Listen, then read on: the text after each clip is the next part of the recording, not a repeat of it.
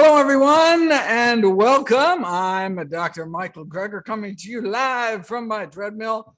The last time you will see me in Seattle, I am moving to rural Virginia next month, and so you'll be able to check out my new pad, an actual little house, no more rentals. If you manage to catch my next webinar, which will be on May 13th on hair loss, mark your calendar, May 13th. But hey, a long time no see. It's been so long since my last webinar that I shaved off my beard and it grew it all back.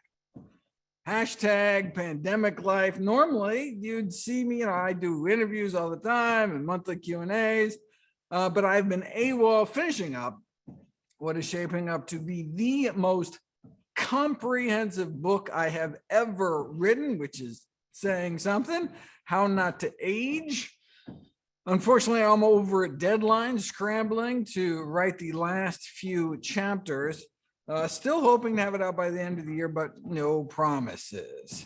Got to get back to writing, so let's get started. First, some quick housekeeping logistics. If at any time you run into technical difficulties, there are live chat Zoom staff standing by. Let me paste the link into the chat box for you. All right. If they're able to help, we also have Nutrition Facts staff standing by too. Though presumably if Zoom can't help, I don't know what they can do, but they can give you some emotional support. Here is that info, again, pasting it into the chat as well. All right, please reserve the Q&A button you see in the Zoom window there to ask content questions. Today's webinar is only an hour, but am reserving some time for Q&A at the end. So feel free to add your questions in the Q&A throughout the webinar. Don't have to wait till the end. And the Nutrition Facts team will compile them to be answered at the end. Don't have to worry about taking notes or anything. After the webinar is over, we are not only going to send you a full recording of it, but also a free link to download all the videos in high def, so you can see the videos in all their full resolution glory. All right, let me start with a video entitled "Fewer than 1 in 5,000 meat, sodium, and potassium recommended intakes." Play video 1. Let's do it.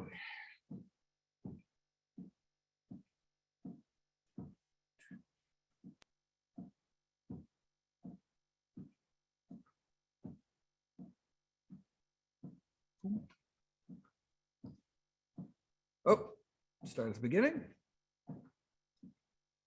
Worldwide, physical inactivity accounted for more than 10 million years of healthy life lost.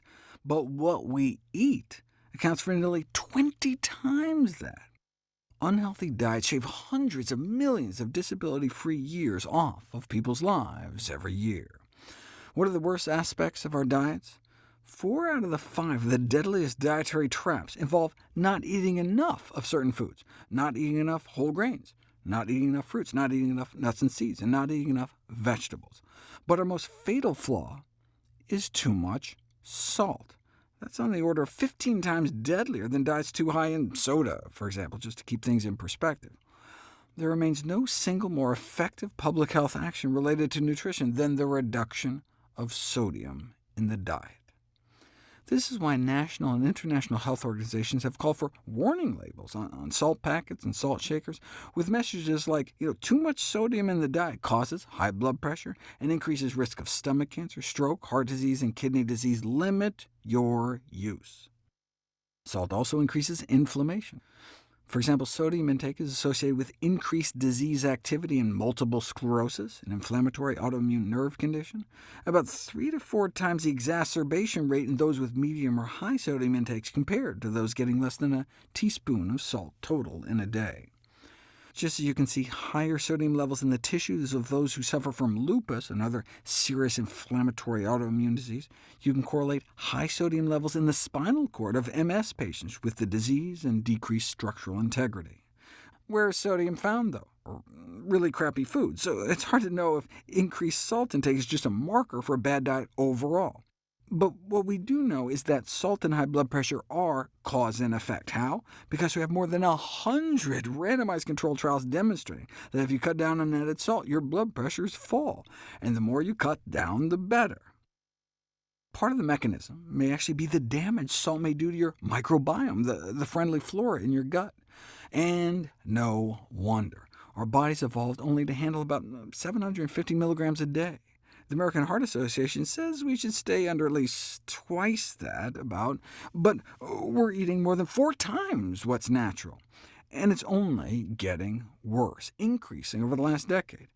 Anyone care to guess what percentage of Americans exceed the 1,500 milligram upper limit recommendation? 98.8%. And that was more than a decade ago. The vast majority of U.S. adults consume too much sodium, and at the same time, too little potassium, a mineral that lowers blood pressure. Less than 2% of U.S. adults consume the recommended daily minimum intake of potassium, so more than 98% of Americans eat potassium-deficient diets.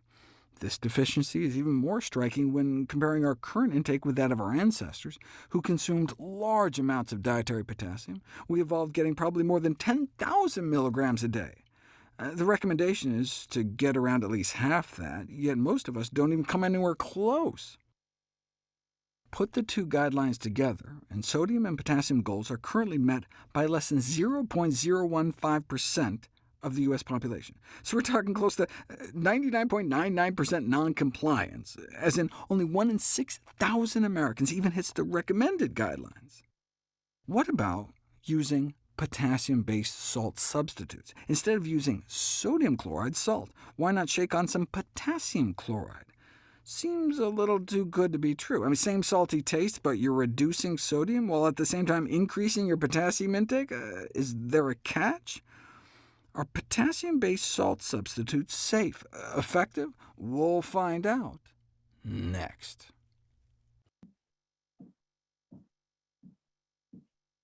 Next, as in right now. Though only 1 in 6,000 even meet the minimal guidelines, I bet there is a preponderance of those rare super beings right here, right now on this call. To recap, diet is humanity's #1 killer, which is great news. This is something we can do about it. And if there was only one thing about our diet to fix, it would be cutting down on salt. So what about those salt substitutes to get all the salty flavor without all the salty death? Let's find out in my next video. Are potassium chloride salt substitutes effective? All right, video 2, here we go.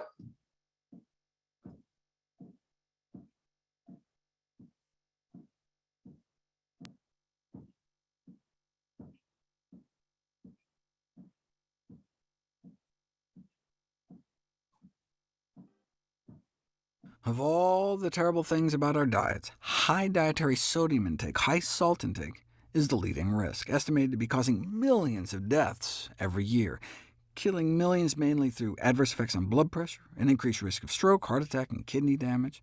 Hypertension, high blood pressure, is still called the silent and invisible killer because it rarely causes symptoms, but is one of the most powerful independent predictors of some of our leading causes of death. We evolved consuming a diet very rich in potassium and low in sodium, but today this pattern has been completely reversed. This flip reflects a shift from traditional plant-based diets, high in potassium and low in sodium, a shift from fruits, greens, roots, and tubers, to salty processed foods stripped of potassium, which is considered a nutrient of public health concern, because 98% of the U.S. population doesn't even reach the recommended minimum daily intake of potassium, as I mentioned in the last video. And low potassium intake itself is implicated in high blood pressure and cardiovascular disease, yet few physicians actually think about proposing their patients eat more foods that are potassium-rich, like fruits and vegetables, to better control blood pressure, even though several meta-analyses have now confirmed that high potassium intake appears to reduce the risk of stroke. There's even a reduction in stroke risk independent of blood pressure effects, consistent with other protective effects of potassium, such as reducing clot formation, reducing hardening of the arteries, reducing the generation of free radicals. Higher sodium intake is associated with a 20% increased risk of dying prematurely, where higher potassium intake was associated with a 20% reduced risk of dying prematurely. Yeah, but sodium is found in crappy processed foods, while potassium is concentrated in healthy foods like beans and greens. So having low sodium intake and high potassium intake may just be a marker for a more healthful diet, more plant foods and less crap. How do we know sodium is cause and effect bad? Because randomized controlled trials show sodium reduction leads to blood pressure reduction. Just like there are randomized controlled trials showing that if you give people extra potassium, you can bring down their blood pressures as well. So what about using potassium chloride to salt your food rather than sodium chloride? That's what's found in these zero-sodium salt substitutes. Potassium chloride is a naturally occurring mineral salt, which is obtained the same way we get regular sodium salt. Since we get too much sodium and not enough potassium, this would seem to make potassium chloride a win-win solution. Now, whole, healthy plant foods would be the best way to increase potassium intake. Fruits and vegetables have all sorts of other good things in them besides potassium, but we have 10 studies now, randomized controlled trials showing that just swapping in some potassium chloride for regular salt can lead to significant reductions in blood pressure in people with hypertension, suggesting that salt substitutes may even help prevent hypertension as well. We know salt substitutes can lower blood pressure, but does it actually decrease the incidence of hypertension, and more importantly, disease endpoints like stroke and mortality? You don't know until you put it to the test. In a randomized controlled trial, households had their salt replaced with just a quarter potassium chloride. At that level, most people either can't tell the difference or even prefer the salt with the potassium mixed in. OK, but did it actually do any good? The use of even the quarter salt substitute was associated with cutting the risk of developing hypertension in half. OK, but what about actually following people out to see if there's any change in the risk of dying from cardiovascular disease? 5 kitchens in a veterans' retirement home were randomized into 2 groups for about 2.5 years, salting meals with regular salt or, unbeknownst to the cooks and the diners, a 50-50 blend of potassium chloride. Those in the half-potassium group cut their risk of dying from cardiovascular disease by about 40%, and lived up to nearly a year longer. The life expectancy difference at age 70 was equivalent to that which would have naturally occurred in 14 years, meaning that just switching to half potassium salt appeared to effectively make people more than a decade younger when it came to risk of death. As we speak, there's a massive randomized controlled trial wrapping up in China, involving 600 villages and more than 20,000 people that'll give us an idea of just how low we can drop stroke risk with this strategy. China is perfect because up to 75% of their sodium intake comes from salt they add in the home kitchen or dining room, whereas most sodium in the American diet comes prepackaged in the meat and processed foods we buy, though certainly the food companies could switch over themselves. Why haven't they? And why haven't more people embraced these salt substitutes, if they work well and can taste just as good? We could be achieving the benefits of a high-potassium Paleolithic diet without the toxicity. So, is salt substitution ready for prime time or what? What about safety? Yes, there are convincing arguments about the benefits, but what about the risks? Like, the quote-unquote inclusion of potentially fatal salt substitutes in the food supply? Wait, what? We'll talk about the potential downsides next. OK, let me just state again for the record, whole, healthy plant foods are the best way to increase potassium intake because of all the other wonderful things that they contain. But as a way to cut down on sodium intake, potassium chloride has literally been shown to be a lifesaver. So, should it be on everyone's dinner table? That brings us to the last video before I take your questions. Are potassium chloride salt substitutes safe? And if when I play videos, the Zoom just updated, if you're seeing video only on half of the screen, and my Zoom profile pic on the other half, there's a little gray bar in the middle, and you can drag that over, and so you can see the video bigger. Or if you would rather see my new angel baby princess, the latest addition to the Greger family, you can put the gray bar the other way. It's all up to you. All right, but let's see this last video, and then we will do questions.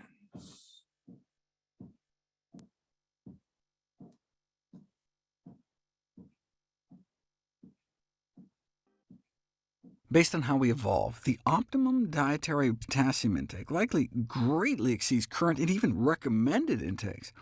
The problem is we replace many of the potassium-rich plant foods we used to stuff our faces with, like fruits, leafy greens, and other vegetables, including roots and tubers, with calorie-dense junk stripped not only of fiber, but also potassium, such as added fats and sugars.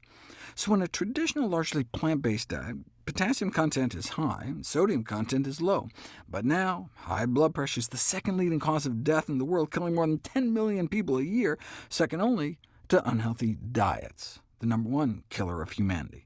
We can improve both by eating more whole, healthy plant foods like beans and greens, which are packed with potassium, which lowers blood pressure. But since most of us are getting too much sodium along with too little potassium, what about using salt substitutes? After all, the most commonly used salt substitute is potassium chloride, so you'd be swapping out sodium for potassium. And it works. Based on a meta-analysis of more than a dozen randomized controlled trials, replacing sodium chloride with potassium chloride lowers blood pressure. And most of the trials involved just swapping out regular salt for less than 30% potassium chloride, and they still got results. And at less than 30%, most people can't even tell the difference between regular salt and the potassium salt. So it can taste exactly the same and drop your blood pressures? What's the catch? Potassium chloride is generally considered as safe by the FDA, with the only major concern for healthy people being that if you go completely 100% sodium-free and use straight potassium chloride like all these, it can taste kind of funny, adding a bitter or metallic taste. I've found that it depends on what I'm seasoning with it. It works perfectly well on some things, but makes other things completely inedible. When I learned about the sodium science and threw out my salt shaker for good, within a few weeks my palate totally changed, and everything tasted fine without salt. Except pesto. For some reason, pesto without salt just never tasted like it used to me, so I tried the potassium chloride salt substitute, and it worked perfectly. I couldn't tell the difference at all, so I had the best of both worlds. Then I remembered how, as a kid, I used to put a tiny sprinkle of salt on watermelon, like they do in the South, to make it even sweeter, so I tried it with potassium salt, and almost gagged. So it's definitely not for everything. The reason healthy people don't have to worry about getting too much potassium is that our kidneys just pee out the excess. OK, but that's with potassium in food. What about supplements? No adverse effects have been shown for long-term intakes of potassium supplements as high as 3,000 milligrams a day. And in fact, blood levels of potassium are maintained in the normal range by healthy kidneys, even when potassium intake is increased to approximately 15,000 milligrams a day, which is no surprise, since we evolved eating so many healthy plant foods, so many fruits and vegetables, that the normal, natural potassium intake for the human species may be on the order of 15,000 milligrams a day. Basically, the normal range for potassium levels in the blood is between 3.5 and 5.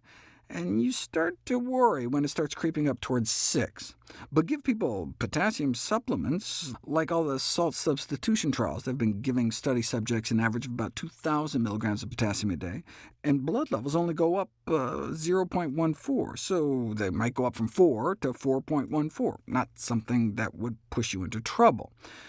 Now, there's a limit. If you have a quote-unquote massive banana eating habit, you could bump your potassium from normal to above 6, but that was evidently from years of not eating much of anything except up to 20 bananas a day. Eating 10 pounds of carrots every day is also probably not a good idea. That's like 75 carrots in one day, which you could only do with a juicer, which is what this person attempted to do as part of a quack cancer cure. What about overdoing salt substitutes? This report from the 1940s was on lithium poisoning from the use of salt substitutes. Why? Because lithium chloride was used as a salt substitute. Jesus! But what about potassium chloride, which is what's used today? There is one fatal case of someone who committed suicide by downing a little more than a tablespoon of a potassium chloride salt substitute. That doesn't seem like a lot, just a tablespoon? I mean, how can we keep that on the shelf as if only a tablespoon will kill you? Well, even less than that of regular salt taken at once can kill you too. In fact, saltwater ingestion was evidently a traditional method of suicide in ancient China, though these days one may be more likely to die that way from abusive religious practices. Having said all that, there are a small number of the population who may run into problems, primarily those with severely impaired kidney function. That's why there's been such a reluctance to push potassium-based salt substitutes on a population level. If your kidneys can't regulate your potassium, then you can definitely run into a serious issue. And we're talking about folks with known kidney disease, diabetes, since diabetes can lead to kidney damage, severe heart failure, those on medications that impair potassium excretion, older adults, and individuals with adrenal insufficiency. If you aren't sure if you're at risk, ask your doctor about getting your kidney function tested. Ironically, potassium is so good at reducing deaths from high blood pressure, even among those with kidney disease, using potassium chloride salt substitutes would probably still save more lives, despite the risk. Traditional dietary recommendations to kidney patients limited the intake of fruits and vegetables because of their high potassium content. However, this paradigm is rapidly changing due to the multiple benefits derived from a fundamentally plant-based diet. A whole food plant-based diet may even ameliorate chronic kidney disease. There's increasing evidence that a whole food plant-based diet may offer benefits like slowing the progression of chronic kidney disease and delaying kidney failure.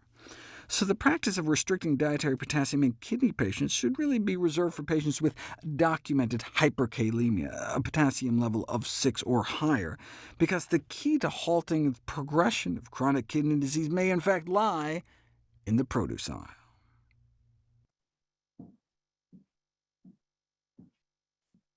Speaking of the produce aisle, what is the best way to eat low sodium, high potassium? A whole food plant-based diet.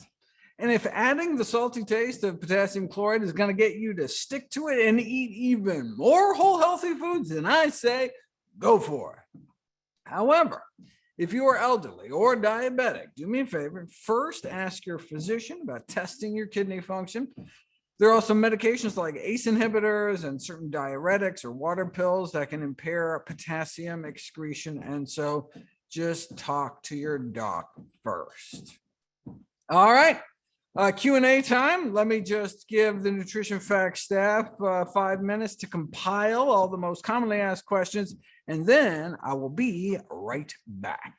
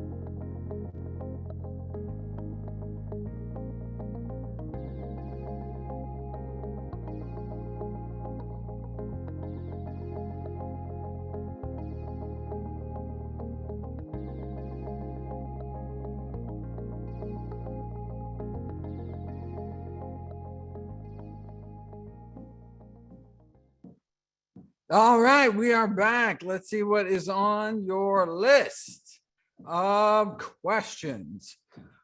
First question. I really miss the idea of fermented foods for my gut. How can we get the best of both? Is fermenting with KCl a possibility? Wow, that's a fantastic question. Just background first for people who are wondering what we're talking about. There are these probiotic bacteria on cabbage out in the fields. And when you take cabbage leaves and you dunk them in salt water, the salt prevents the growth of bad bacteria, whereas the good bacteria is relatively salt resistant. And so the good bacteria that's already present, you don't have to add any bacteria to make sauerkraut. The little lactic acid producing bacteria make for yummy sauerkraut, and you're set to go. The problem, of course, with sauerkraut is because you have to add sodium for food safety reasons to prevent bad bugs from growing, the sauerkraut is exceedingly high in salt. So now, if you really love sauerkraut, you can take sauerkraut and you can rinse it really well in a strainer or something, cut down some salt, but still probably really salty. So what a great question. Can I make sauerkraut with potassium chloride? I have no idea. It would depend on whether potassium chloride also has a bacteriostatic effect, also suppresses growth of bacteria and fungi that might pop up. And so you'd have to talk to like a fermentation expert. So that is a great question. I don't know if those bad bacteria, those spoilage bacteria, if their growth would be suppressed by potassium chloride. But if you find out, let me know, because I'd love to make some sauerkraut myself. Okay, next question is, what is the risk of using potassium chloride salt substitutes for atrial fibrillation? I didn't run across anything on atrial fibrillation. Again, your potassium level shouldn't change because your kidneys just pee them out. So it shouldn't affect electrolyte levels. Next question, what is the absolute salt minimum to remain healthy? I've seen a video saying too little salt is a myth, but nonetheless, there must be some limit. How many days can one go more or less salt-free without problems? How can I tell whether I'm not getting enough sodium? Okay, you can go salt-free forever, like humanity did for millions of years, our ancestors who were landlocked and didn't have salt licks or KFC or salt shakers. That's because sodium is found in normal, natural, whole plant foods. Some plant foods are particularly salty, like celery is really salty.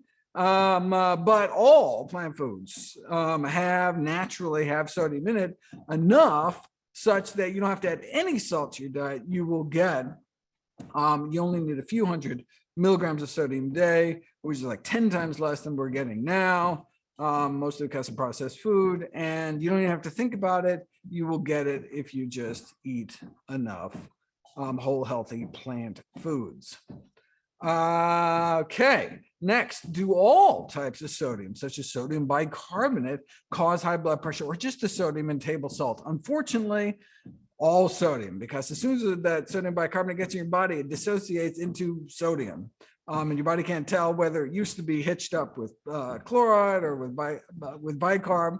And so, for example, I just made waffles the other day. I was shocked to find that you can buy a waffle maker for like $10.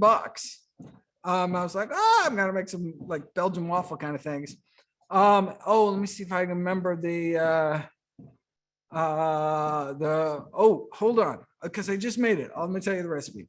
1 cup of buckwheat, and I sort of just get raw buckwheat and put it in a blender and blend it into flour. Really easy. You don't even need a fancy blender.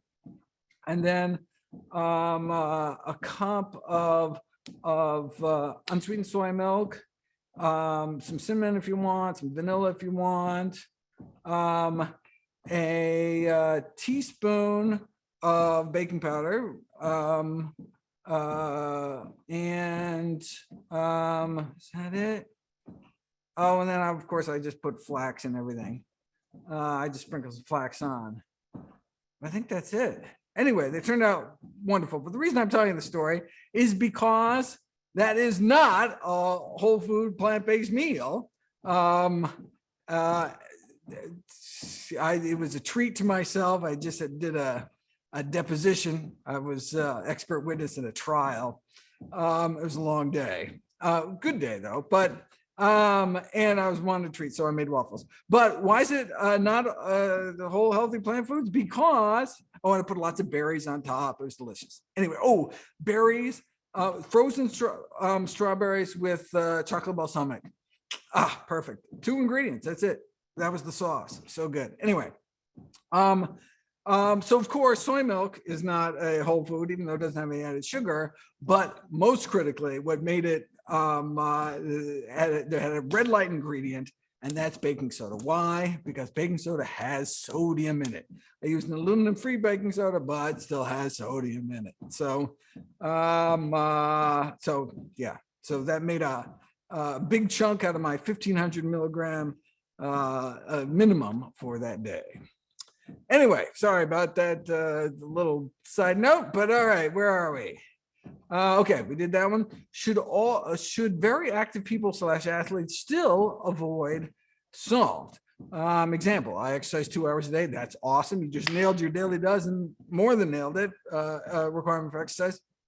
I currently don't add salt and eat about 80% whole food plant-based. Fantastic, include about 100 grams of greens every day. That's not a lot of greens, but it's more than most people eat. Also 100 grams of fiber. Now we're talking.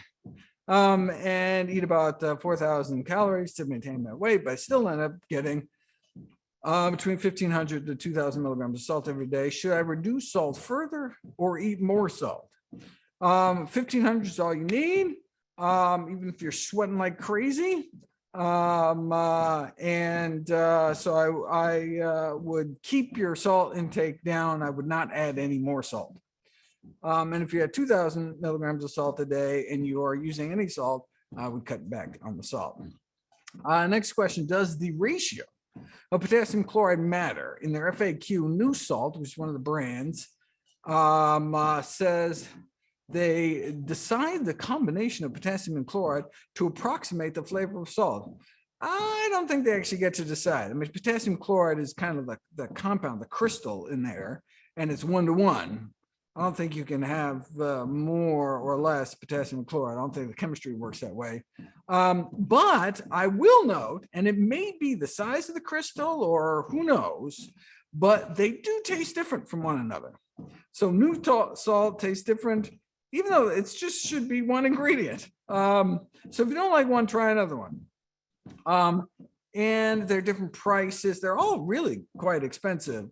And may turn you off, but because it's like a little thing for, I don't know, more money than you spend on normal salt. But of course, you're using so little, you can have the same little teeny container for months at a time. So anyway, so try one. If you don't like it, try the other one. So there must be some difference, maybe the size of the crystal, that just changes the flavor a little bit. But I would say the ratio, I don't think the ratio changes. Okay. What would I recommend if you want to get your iodine from a standalone iodine supplement? Okay, I'd rather not get it from sea vegetables that I recommend because the amount of iodine might have too much variability, may contain toxic metals.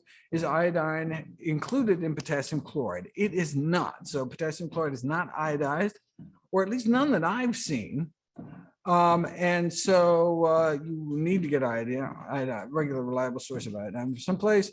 I suggested whole food sources, but if you want to get it from a supplement, which is totally reasonable, particularly if you're pregnant, you want to make sure, because it's so important for the developing fetus.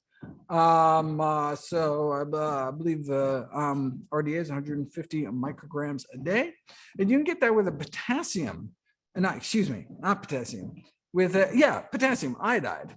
So not instead of potassium chloride, It's a supplement called potassium iodide. I think that's actually what's used in like the nuclear war pills to protect your thyroid from nuclear blast radiation fallout. I assume they use potassium iodide. But anyway, yeah, you can get your iodine that way if you like as well. Okay. Oh, what about Himalayan pink salt or sea salt? Are they any less bad? Himalayan pink sea salt is just Himalayan pink salty death. No, I mean, it has a few little trace minerals in it, which change the color, but no, it's all bad. It's a marketing ploy.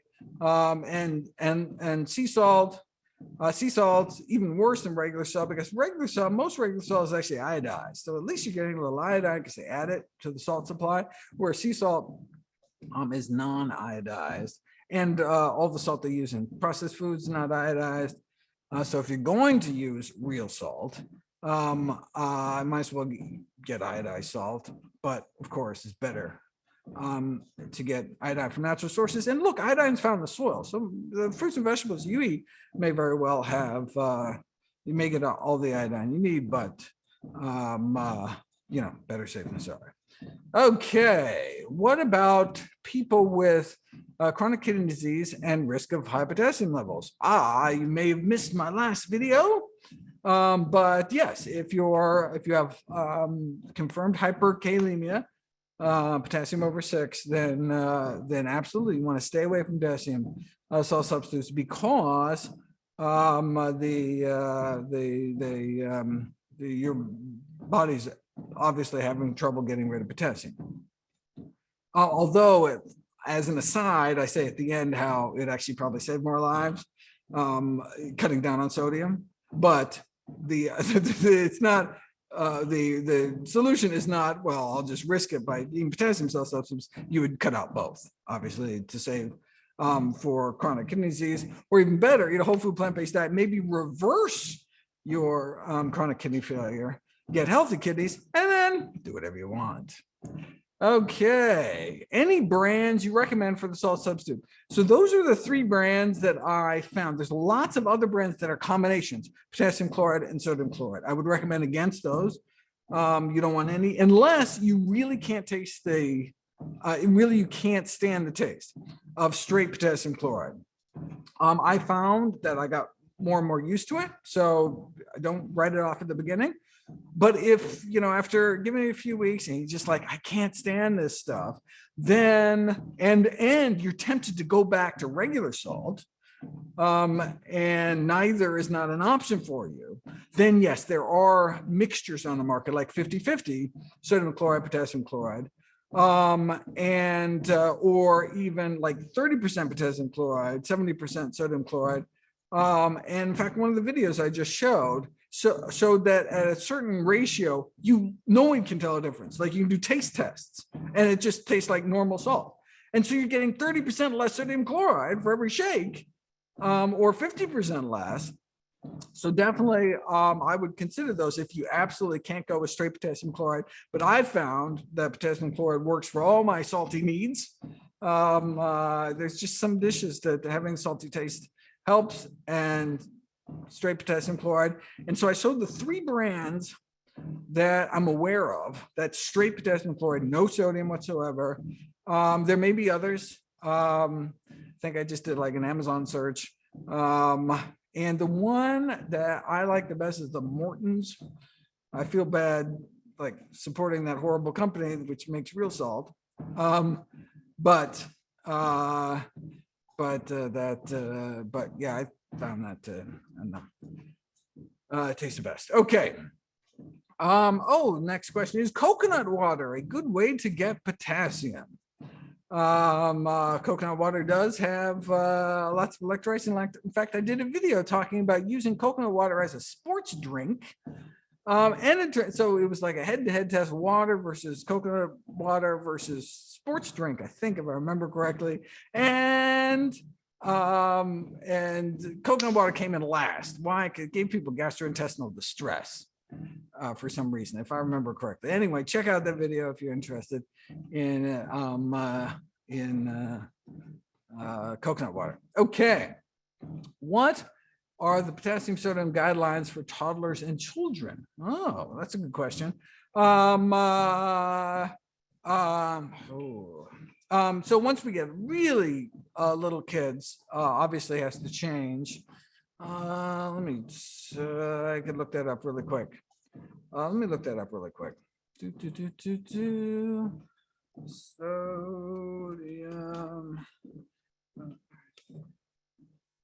Children, IOM. All right, let's see what we got.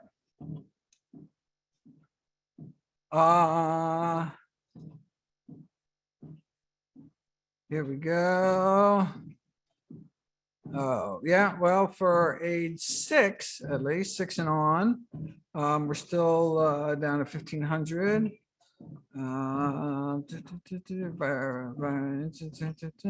Okay, here we go. National Academies. National Academies of Sciences, the Institute of Medicine is who sets the RDA, the recommended daily allowances. Oh, why isn't this showing up? Oh, there it is. Okay. Oh, they just came out a new report in 2019. Well, that's exciting. Okay.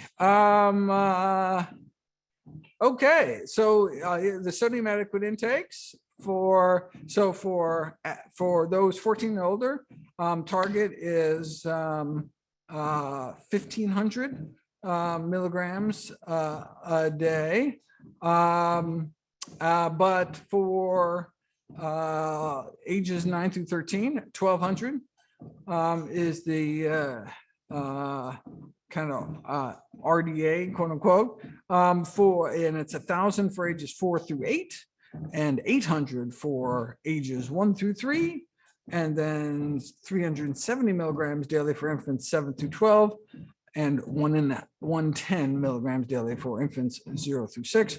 Though, of course, when we're talking about infancy, the sodium found in breast milk is all one needs, without having to supplement anything. And there's kind of similar gradation in terms of potassium intakes. I mean, there's shouldn't be, as long as your children have functioning kidneys, potassium chloride would be healthier than sodium chloride. It's hard to imagine what would be worse than sodium chloride, regular salt for kids.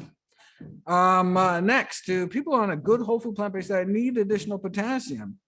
Well, you can figure it out. So 4,700 milligrams is the minimum recommended daily intake. Although, you know, maybe we used to get practically 3 times that. You can add it up, see how you're doing. Some foods have more potassium than others.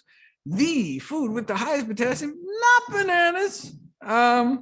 Remember, I did some funny video where it's like bananas came in at like number 50 or something, or 1,000, or I forget. It was something like, whoa, way down the list. Number 1, I believe, was beet greens, and number 2 were some kind of beans. So beans and greens, basically, those are the potassium superstars, but all whole, you know, plant foods have lots of potassium. Even white potatoes, lots of potassium. All right. Ooh, my granola is done. That's exciting. Okay. Does miso cause high blood pressure? We don't have interventional studies, but we do have observational data showing that men, I believe it was only men who ate huge amounts of miso, like 3 bowls of miso soup a day, did not have higher blood pressure than those eating significantly less. If I remember correctly, I have a video about this. Just type in miso on NutritionFacts.org, and they did not have a higher blood pressure, and they did not appear to have higher rates of stomach cancer either, which are the 2 things we're particularly concerned about with sodium consumption, although sodium does other bad things. So it does not seem to be, and so that's why in my cookbooks, like the How Not to Diet cookbook, the How Not to Diet cookbooks, No salt, oil, or sugar is in any of the recipes, or every single food is a green light food, whole plant food. And so that's how we make things salty in the cookbook, is by adding miso, usually white mild miso. Something, in fact, my favorite dressing, which I talked about in How Not to Die, and actually just used the last of it my last batch, uses a miso. So yeah, I love it. Wonderful. Okay.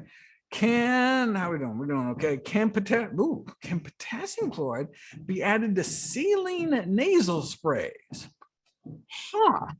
Well, so a saline is salt water. It's like regular salt, sodium chloride and water.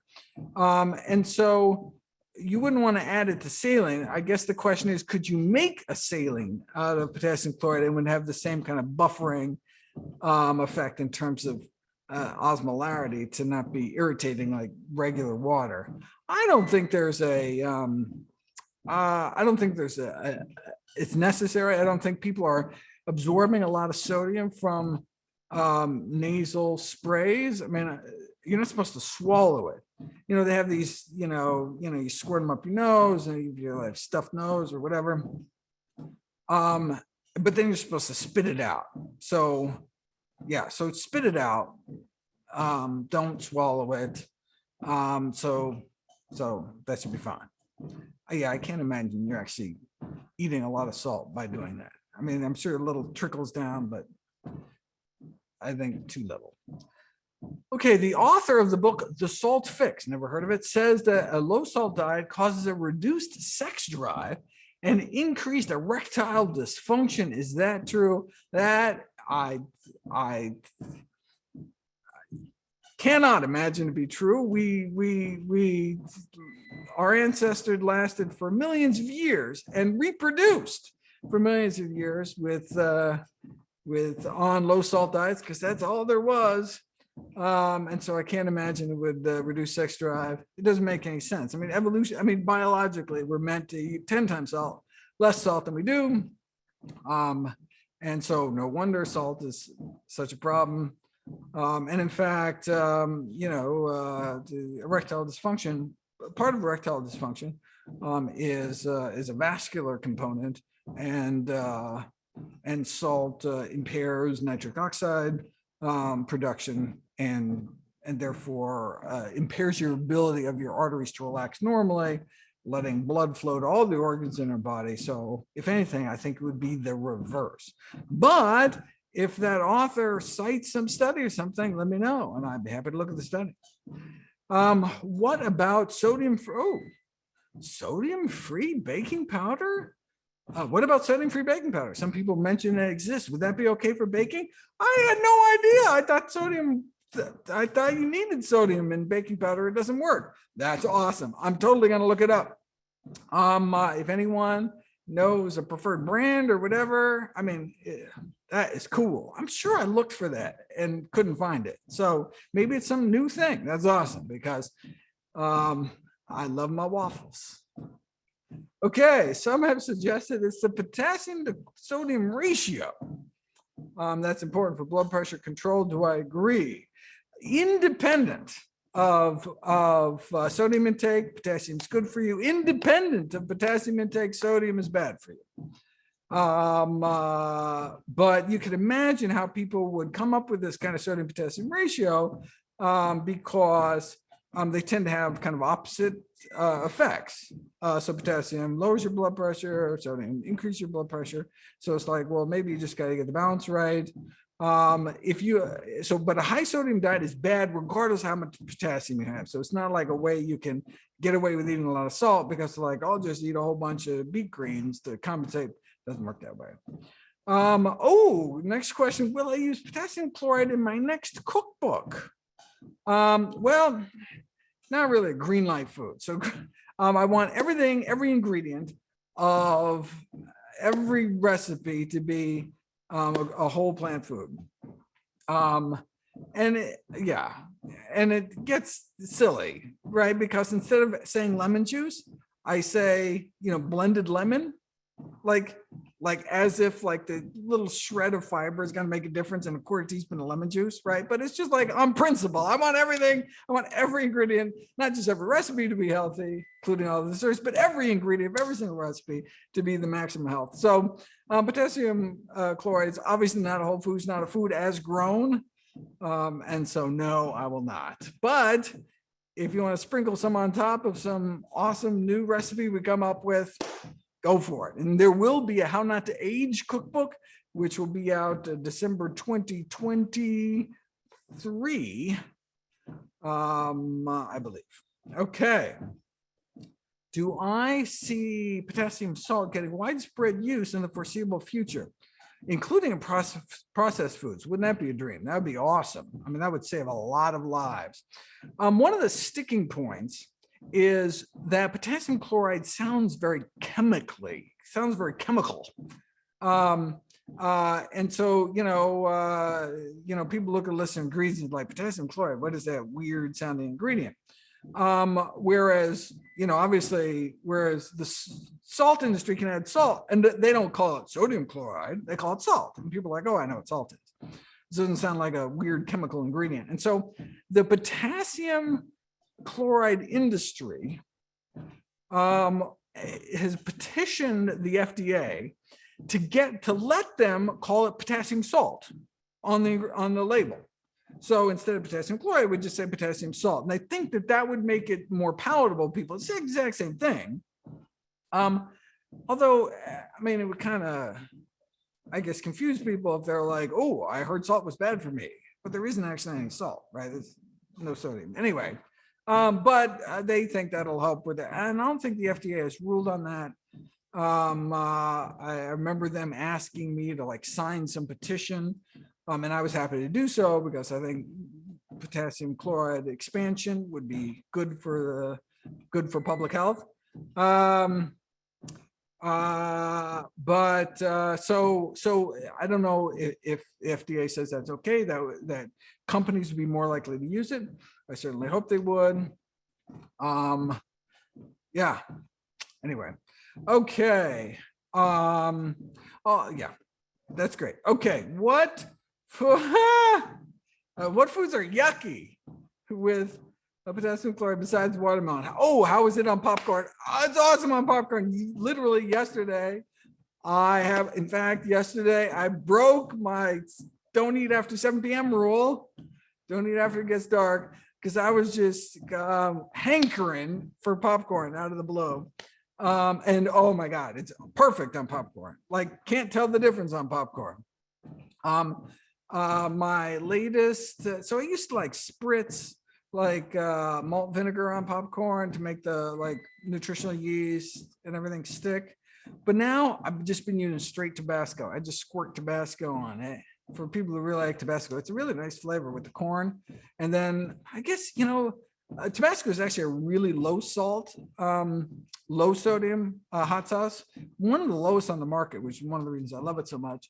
It will probably have enough sodium though that you wouldn't need extra salty taste. But I threw in some nutritional yeast, some little smoked paprika, and some potassium chloride. And it was delicious. Okay. Next, next question was, what chocolate balsamic brand do I use? I used to use, I still do for the chocolate. I don't remember the name. It was the one that the Esselstyns, I think the Esselstyns must have had some kind of like relationship with this company, because they would show up at they would have a booth at like their conferences and stuff. And that's where I first tried it. And so I ordered through them and I loved it. And so I never looked anywhere else. Maybe it's better somewhere else. I have no idea, but it's just, that's how I got introduced to it. So I bet if you type in Esselstyn, if you can spell it, and vinegar, it would pop up. I don't know if they still have a relationship with them or not, but anyway, they have really wonderful balsamics.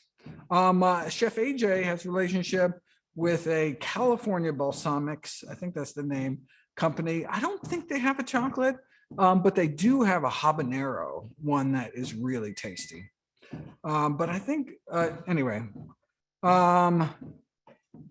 yeah, unfortunately I have to leave vinegars here because I'm afraid if I ship them, they're going to break open and it'd be like really a mess. And so I don't know if anyone's in Seattle that wants some balsamic vinegar, you're welcome to free balsamic vinegar. Okay. And next question was, how do we measure or test our sodium levels? Oh, I guess that'll be our last question since we're 2 minutes to end. I wonder if there's some kind of like pH strip kind of thing you can dip your pee in.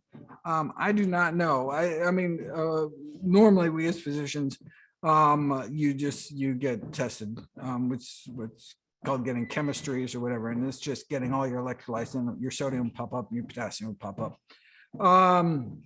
But no need to test your sodium level. I mean, sodium levels is really more concerned with overhydration, drink too much water or too much sports drink, wash sodium out of your brain, and that can run you into real problems.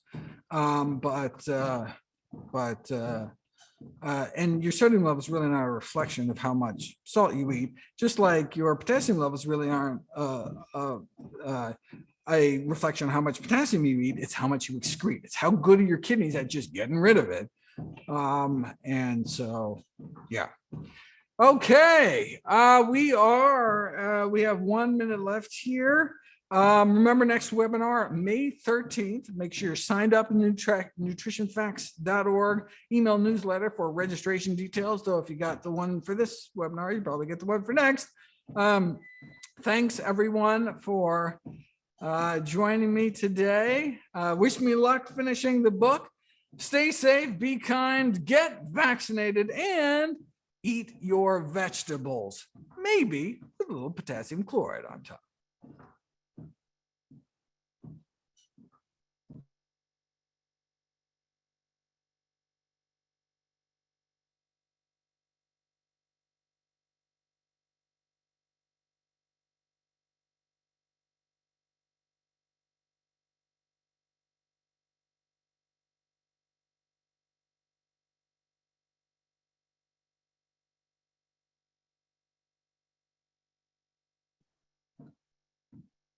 Whoa, still here? I forgot the apple cider vinegar for the waffle recipe. It makes you put like a few teaspoons in the soy milk to like make it like sour buttermilk, and then okay, sorry about that. Okay, bye.